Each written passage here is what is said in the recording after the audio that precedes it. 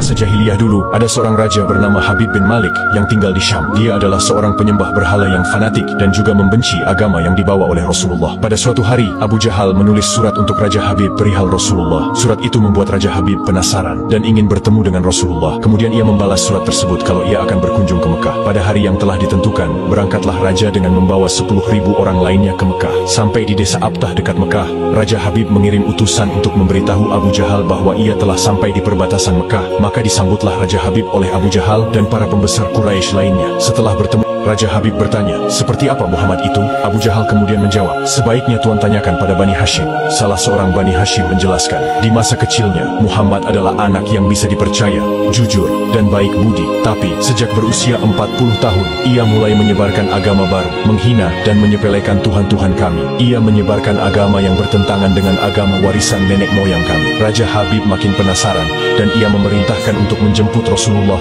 dan memaksa bila ia tidak mau datang. Dengan menggunakan jubah merah dan sorban hitam, Rasulullah datang bersama Abu Bakar As-Siddiq dan istri tercinta Sayyidah Khadijah radhiyallahu anha. Sepanjang jalan Khadijah menangis karena khawatir akan keselamatan suaminya. Demikian pula Abu Bakar. Kemudian Rasulullah berkata, "Kalian jangan takut, kita serahkan semua urusan kepada Allah." Setibanya di desa Abtah, Nabi Muhammad disambut dengan ramah dan dipersilahkan duduk di kursi yang terbuat dari emas. Ketika Rasulullah duduk di kursi itu, memancarlah cahaya kemilau dari wajahnya yang berwibawa, sehingga yang menyaksikannya tertegun dan kagum. Maka berkata Raja Habib, "Wahai Muhammad, setiap nabi memiliki mukjizat. Mukjizat apa yang engkau miliki?" Dengan tenang Rasulullah balik bertanya, "Mukjizat apa yang Tuhan kehendaki?" "Aku menghendaki matahari yang tengah bersinar engkau tenggelamkan, kemudian munculkanlah bulan, lalu turunkanlah bulan ke tanganmu, belah menjadi 2 bagian, dan masukkan masing-masing ke lengan bajumu, sebelah kiri dan kanan. Kemudian keluarkan lagi, dan satukan lagi, lalu suruhlah bulan mengakui engkau adalah Rasul. Setelah itu kembalikan bulan itu ke tempatnya semula. Jika engkau dapat melakukannya, aku akan beriman kepadamu dan mengakui kenabianmu." Mendengar itu, Abu Jahal sangat gembira. Pasti Rasulullah tidak dapat melakukannya. Dengan tegas dan yakin Rasulullah menjawab, "Aku penuhi permintaan Tuan." Kemudian Rasulullah berjalan ke arah Gunung Abi Qubaish dan sholat 2 rakaat.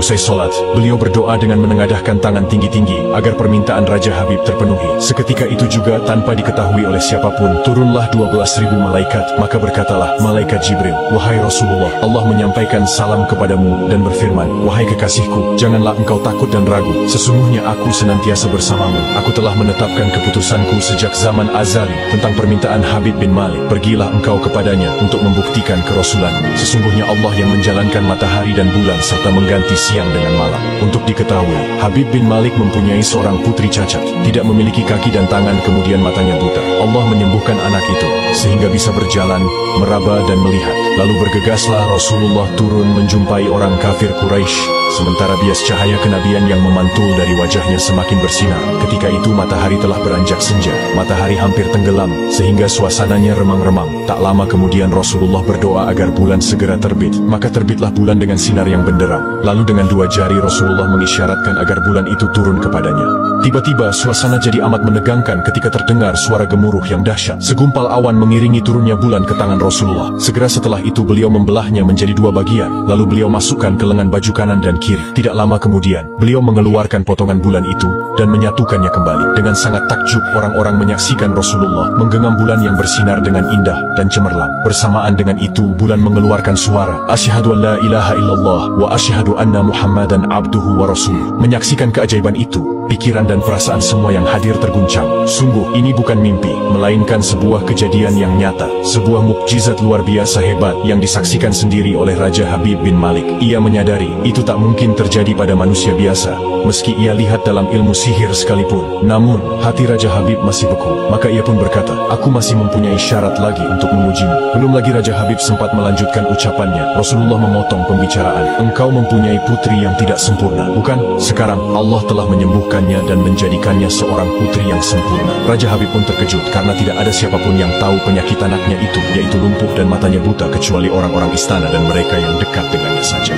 Mendengar itu, betapa gembiranya hati Raja Habib. Spontan ia pun berdiri dan berseru, "Hai penduduk Mekah, kalian yang telah beriman jangan kembali kafir, karena tidak ada lagi yang perlu diragukan. Ketahuilah, sesungguhnya aku bersaksi, tiada Tuhan selain Allah dan tiada sekutu baginya. Dan aku bersaksi sesungguhnya Muhammad adalah utusan dan hambanya." Melihat semua itu, Abu Jahal jengkel dan marah. Dengan emosi dia berkata kepada Raja Habib, "Wahai Raja Habib, engkau beriman kepada tukang sihir ini hanya karena menyaksikan kehebatan sihirnya?" Namun Raja Habib tidak menghiraukannya dan berkemas untuk pulang. Sampai di pintu gerbang istana, putrinya yang sudah sempurna menyambutnya sambil mengucapkan 2 kalimat syahadat. Tentu saja Raja Habib terkejut. "Wahai putriku, dari mana kamu mengetahui ucapan itu? Siapa yang mengajarimu?" "Aku bermimpi didatangi seorang lelaki tampan rupawan yang memberitahu ayah telah memeluk Islam. Dia juga berkata, jika aku menjadi muslimah, anggota tubuhku akan lengkap. Tentu saja aku mau. Kemudian aku mengucapkan 2 kalimat syahadat." Maka seketika itu juga Raja Habib pun bersujud sebagai tanda syukur kepada Allah Subhanahu wa Ta'ala.